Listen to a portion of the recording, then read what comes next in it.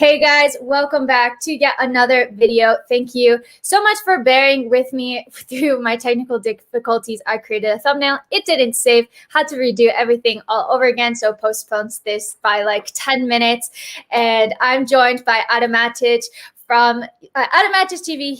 It was converted from a United fan channel, really successful YouTube channel. So guys, definitely go check it out as well.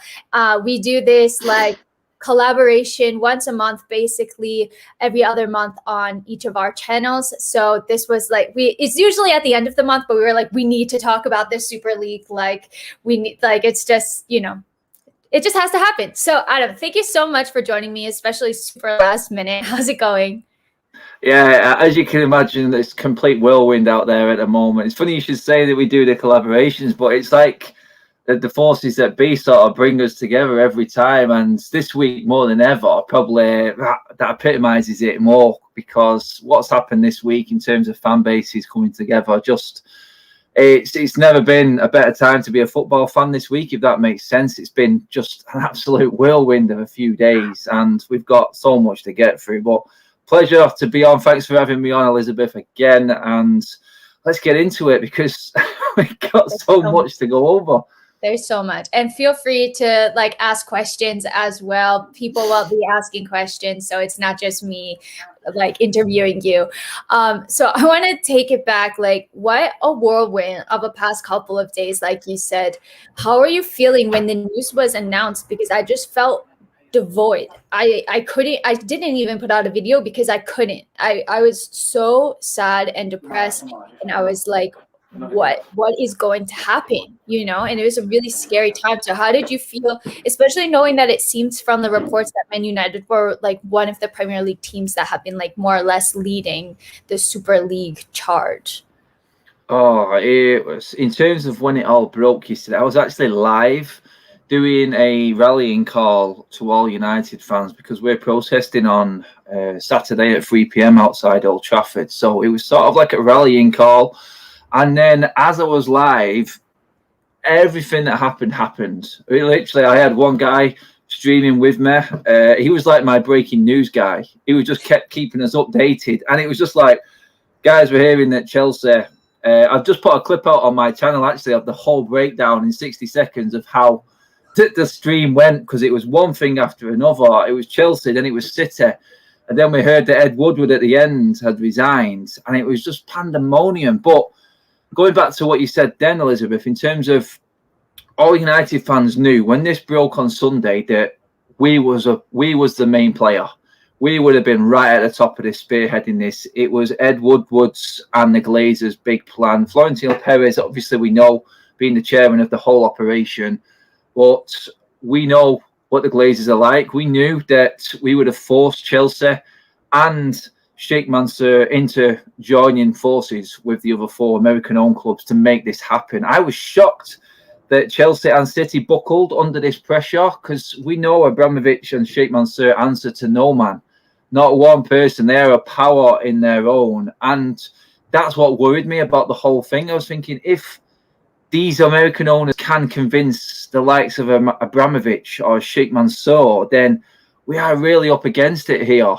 But luckily for us, the whole fan base, the whole footballing world, our government, FIFA, UEFA, let's not get into FIFA and UEFA. They're not exactly squeaky clean, as we know. But you know what? When they're threatened, they're probably the sort of guys you want on your side. And do you know what? It all just came down. But the underwhelming feeling with United fans alone right now is the fact that we caused this, and we know that we would have been the ones spearheading this, in this, and pushing it onto the other clubs. Everyone is as much to blame, I know, but I know that it was Manchester United who were the main culprits, and that's what we've had to live with, and that's why we're still pushing ahead with all the protests and everything. We're striking while the iron is hot, and it really, as happy as we are about yesterday and world of football coming together, we are still on the case, and we are still massively disappointed, Elizabeth, to be honest. We are saddened, but we know what this ownership is like, and that's why we knew straight away.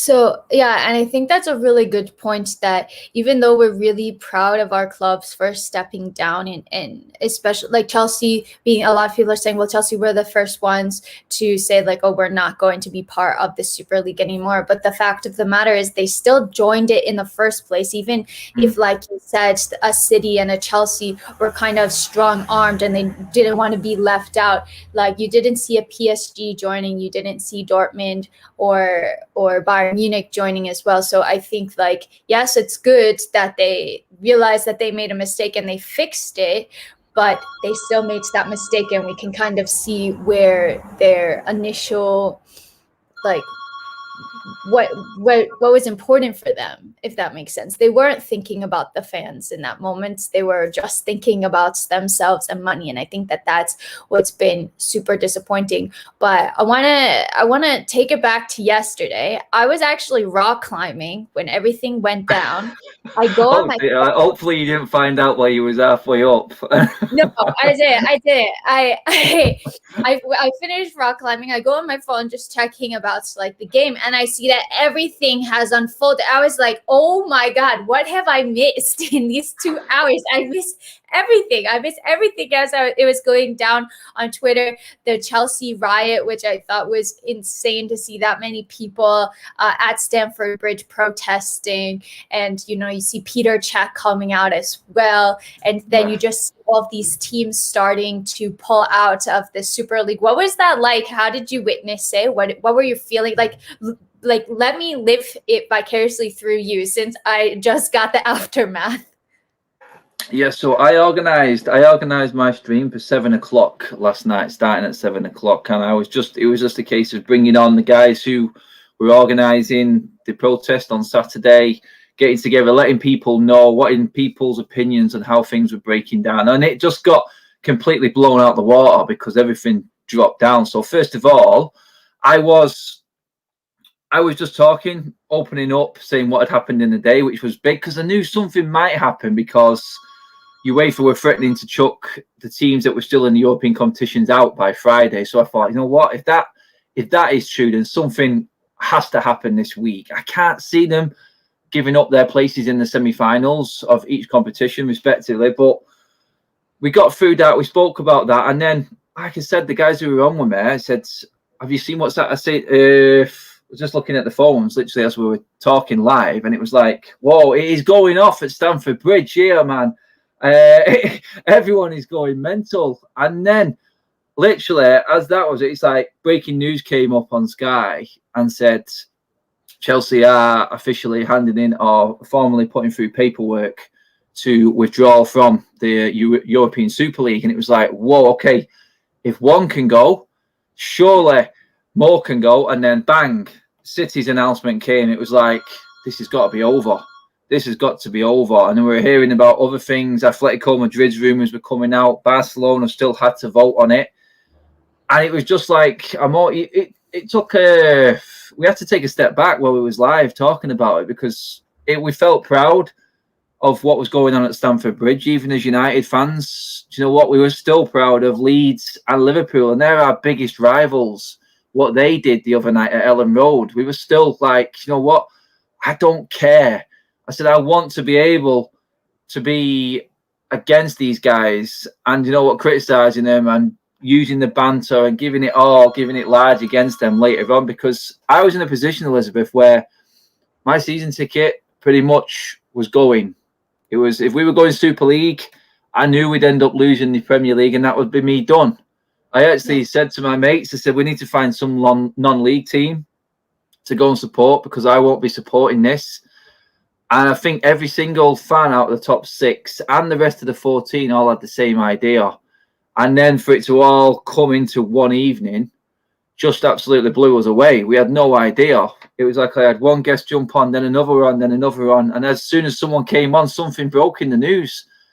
It was a whirlwind of an evening. And in the end, it was just like a sigh of relief that this is over. We're not going to lose the Premier League at least. We can try and build on this, which is our plan for the weekend, obviously. But the stock prices dropped to the lowest they've been for United. I think it probably happened with most of the clubs, to be honest. But it was a case of let's just take a step back and digest what had just happened, because for them all to come out and for them all to go in and then come out within 2 days, it was just the biggest moment in football ever. That's how I described it. That's what it felt like. It just felt like we'd all come together to save the game, and it all just happened in one crazy 2-hour spell, one by one, news flash by news flash. And I stayed up late last night just to get the confirmation that the other 4 teams were officially dropping out of the Super League as well, which included United. And I thought, right, at least we've got that, and now we need to work on the next challenge. But honestly, Elizabeth, that was the scariest and most joyous I've been in a 2-day period. I mean, I can only remember jubilation in the United fan base like that. The messages that I got, and it has to go back to when we win like Champions League nights and stuff like that. That's how big it was. It was huge. I've never known anything like it, and the first time in, I would say, 10 years, Elizabeth, the United fan base all seemed to be on exactly the same page. Football agendas went out of the window last night, and everyone just came together, and everyone was just singing from the same hymn sheet. It was good. I know it's never going to always last like that, but for that moment, it felt, at least we're always going to fight for our game, and ultimately we won last night. But we have still got more to do, and hopefully the governments, and we can now put some regulations and rules in place and use this as that moment to change how football clubs are run and what ownership has to be and has to look like. Yeah, I think it speaks a lot that just not even United fans, but just all fans coming together, like doesn't matter if you're United or City or Chelsea, like we all came together to fight this, and it just speaks so highly of like how important fans are to this game. And I was just like so relieved, because I know like for myself and a lot of people, they were saying, I don't know if I can continue to support this club if things go ahead. Yeah. What do we do? Like this is the club that I love, and I can't imagine supporting somebody else. But if this goes ahead, I don't know what's going to happen. So I do want to get to some questions, you guys. Sorry, I've kind of been ignoring them a little bit, but we're going to get to some now. Lewis says, hey, do you think that the Big Six should be fined and deducted points? What do you think, Adam? And do you think that we're going to see any repercussions to the Big Six as a result of their actions? I hope so. You know what? The points isn't enough for me, Elizabeth. I want to be relegated. As crazy as that sounds, I don't think United should be in the league. And people will say, look, I said this last season, I would take the short-term loss to get this ownership out of our football club. If this club went down through some idiotic, stupid greed idea that this was, which we know was spearheaded by our owners, and this was their own undoing. The way that they left our football club was because of their own greed. It would just fit so well. It would just show exactly what they are, that you cannot come over from another country and change a lifestyle, change a way of living and a way a sport is run. You cannot do that. And if this was the moment that they imploded through self-greed, then I would take that. I do think we should be punished. If it is point deduction and we don't make the Champions League next year, I ain't going to complain about that. I really don't. If they give us a transfer embargo, I kind of think that's playing into the Glazers' hands a little bit, because they don't have to spend any money. But I do think if we're not in the Champions League, that's going to hurt.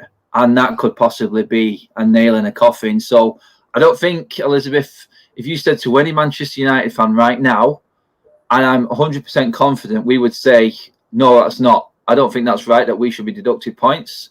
Dead right. We need to be deducted points. Whether others do, I'm not bothered, Elizabeth. We're all in this together. I'm really not bothered. But we know as United fans that we were the ones who were running this show. And we're the ones who pushed this more than everyone else. Chelsea and City, we know, were the last ones to join in, but they thought they had to just jump on at the end because they were missing out. They were sort of forced into this by the other 4 clubs, mainly United, like I said, and Liverpool.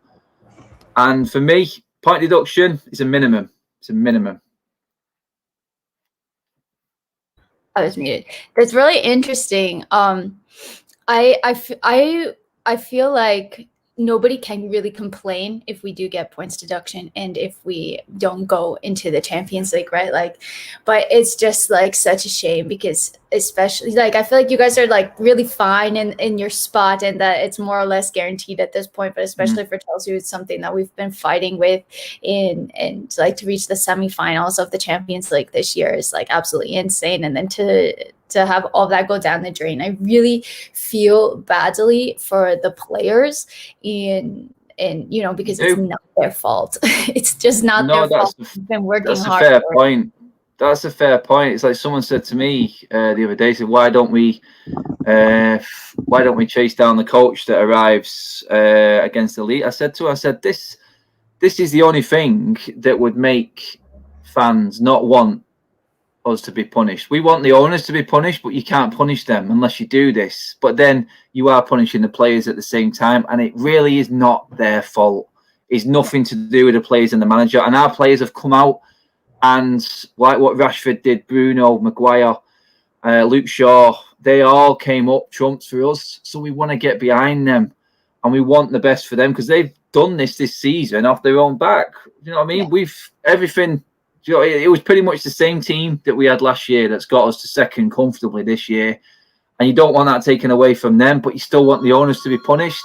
And this is that lucky sort of ground that the owners are on because they can play this guilt trip and say, look, how do you punish United? A fine is just not going to work, is it? Transfer embargo, that, I don't know, because it means they don't spend any money. It means we can't improve the team.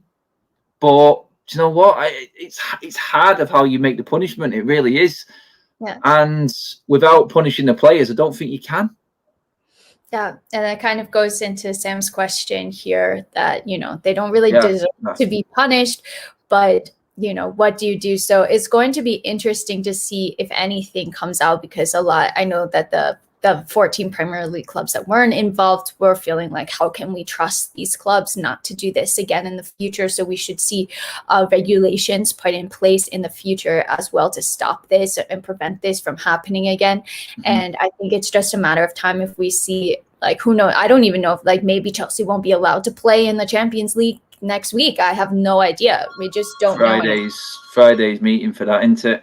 Yeah. I was gonna like go on the streets of Madrid and like interview people and I was super like nervous but low-key excited about it. And now I'm like, yeah, guys, I see you have a lot of questions. I can't get to every single question. I try my best to get to as many as possible and also to answer questions within the flow of the chat. I'm sure Adam will know that as well. I'm not ignoring you, but like it's frustrating to see that because I'm just trying to do my best here and put on. You should have seen it last night, Liz. Last night I had no chance. Last night it was off the scale. I know exactly where you're coming from.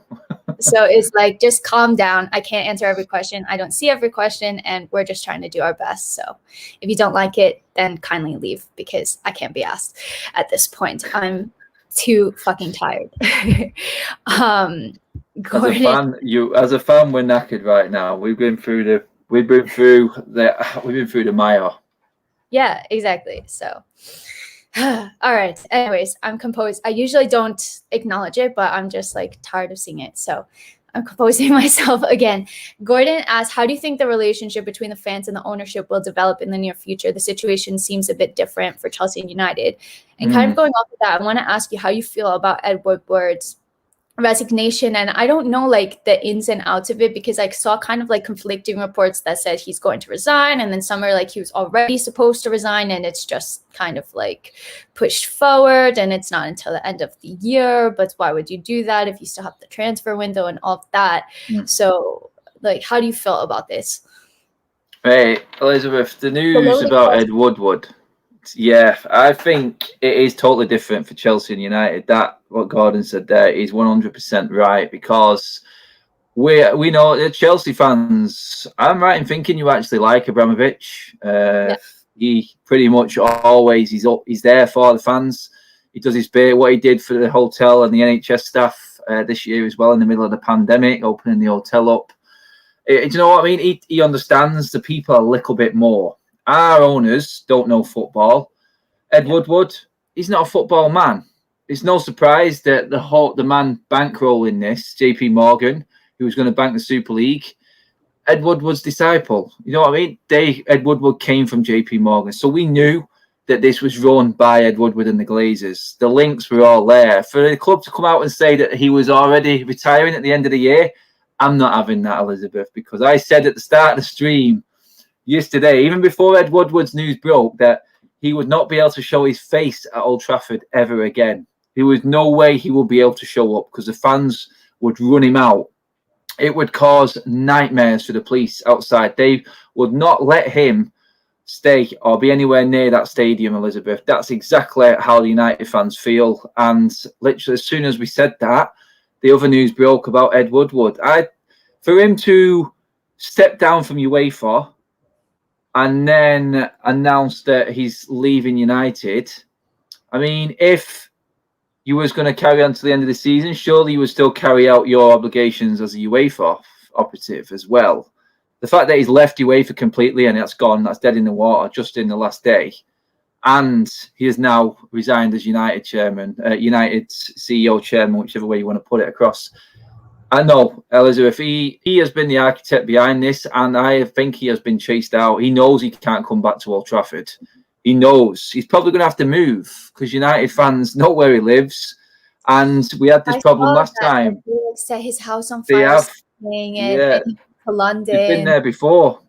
Holy shit! Yeah, so I know that. Do you know what I mean? They were trying to take this football club away and take our game away, and we know he was the architect, and that is what he wouldn't be able to live with. The Glazers are silent owners. We don't see them, so it's no problem for them. They can do whatever they want, but Ed Woodward has to be their face and their voice, and he would not have been able to carry on his position at the football club. I can guarantee it. It would have been too much. The players have already fallen out with him. Solskjaer's relationship with him, I have no idea. Luckily, Solskjaer didn't have a press conference this week. He's dodged a bullet there. No. But no, Elizabeth, Ed Woodward, I think, has... I mean, if you were spearheading all of this with your mentor, JP Morgan, at the helm, why would you be retiring in 6 months?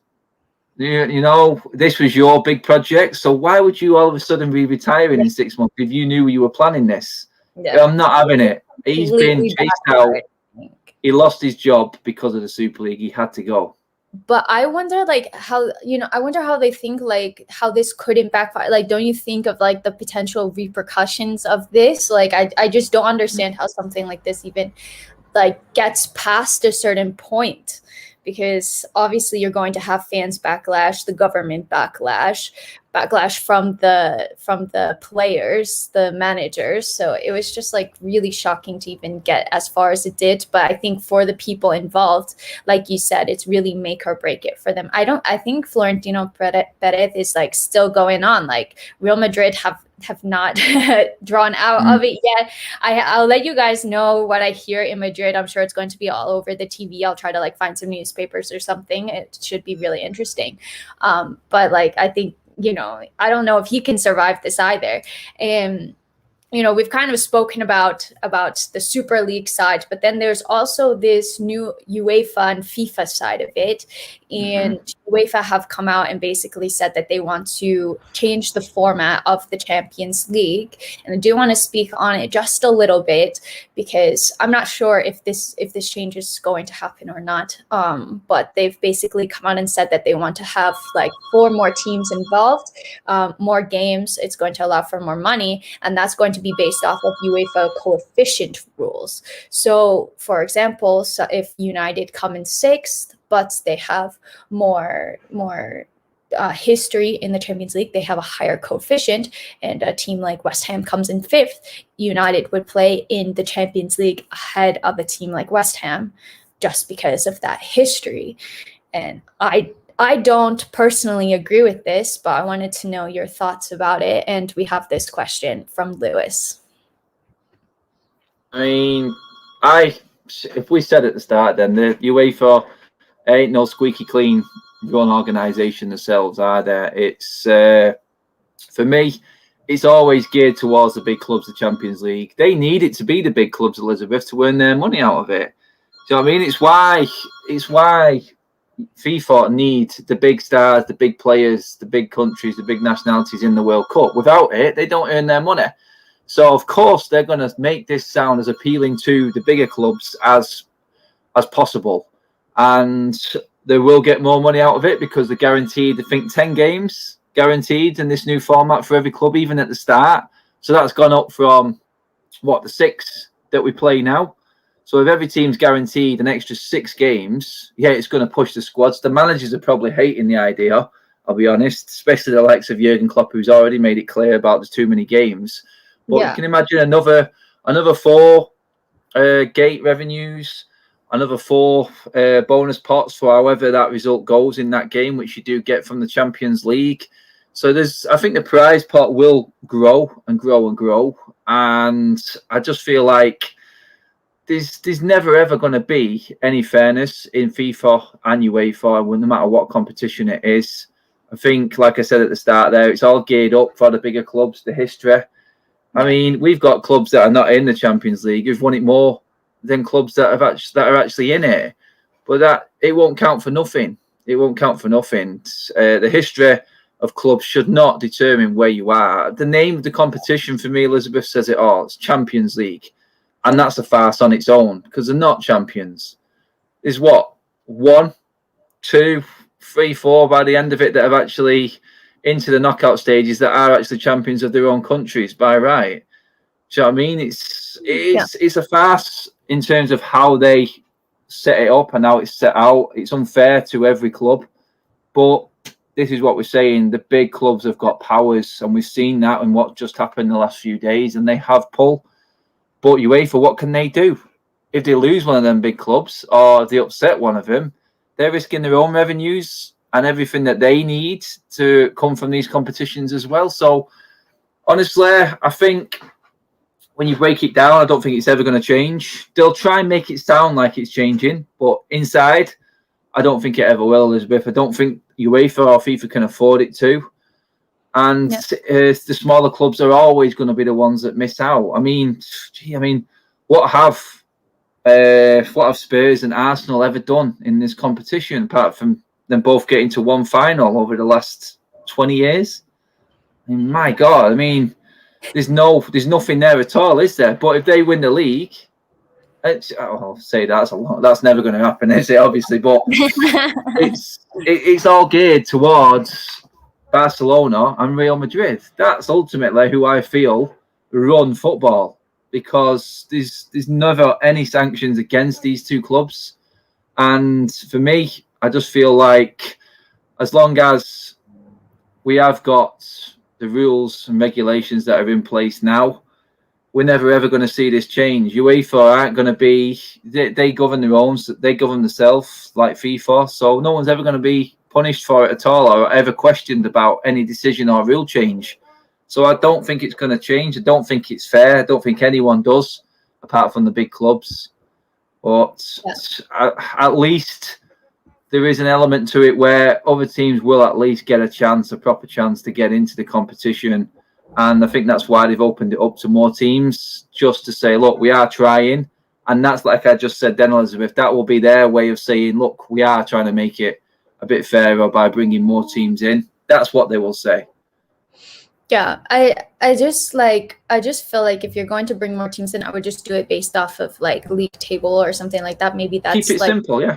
Yeah, like maybe that's too simple. I don't know, but it seems like a very simple solution to me. That no one in football does the simple thing, do they? You know, like because like if you do it that way, then you have a team like Leicester who made freaking history by almost getting relegated and then winning the Premier League. Like you make that a possibility, and you have that story, and it's like so beautiful. And I want to keep that in football, and I want to see that. And I think like if you're just basing teams off of their past success, like look at Arsenal, they've had a lot of success in the past, but they haven't cracked the top 4 in the past couple of seasons. They're currently sitting, I don't know, like 8th or 10th, like somewhere around there, mid-table completely, and I don't see it getting better for them. Like no. it's just like really frustrating, but I I want to try to be positive and optimistic on my channel, and I'm trying to find like a happy way to end this stream, but I really have I have no But idea. that's it. This is it, Elizabeth. This is what football does to us, isn't it? I mean, we're all angry and seething with our football clubs. I think that's fair. We want answers. We want to know why. We want apologies, and we're That's just big. not probably going to.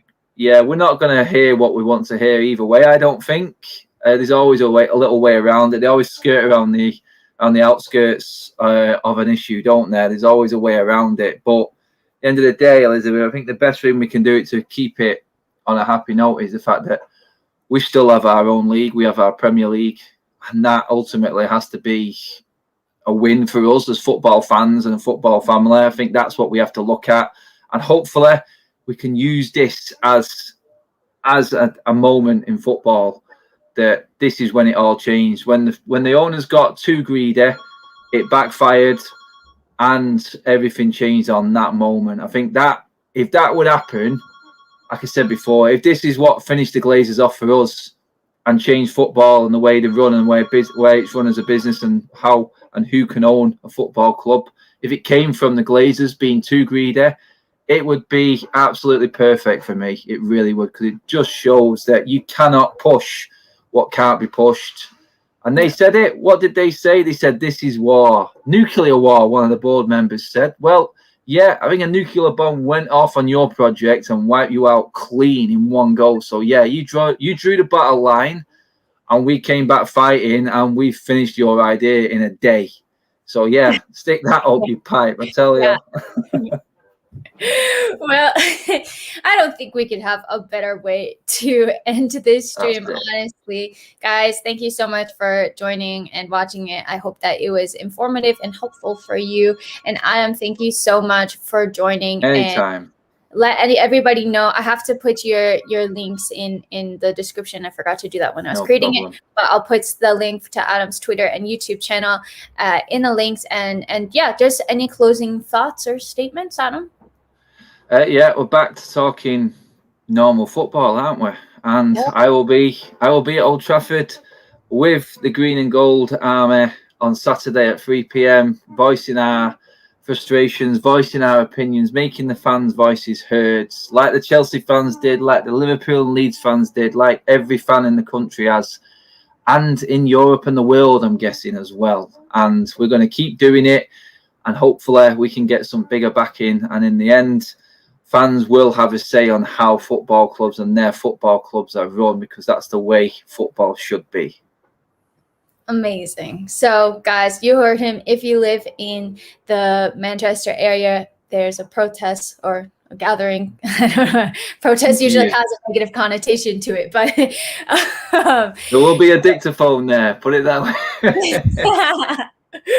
So guys, thank you so much for watching. I have been traveling, so I've been completely off the grid for a couple of days, but I promise all of the football content is coming back this week, and hopefully we have a Champions League game to prepare for. So thanks for watching, and until next time, I'm out.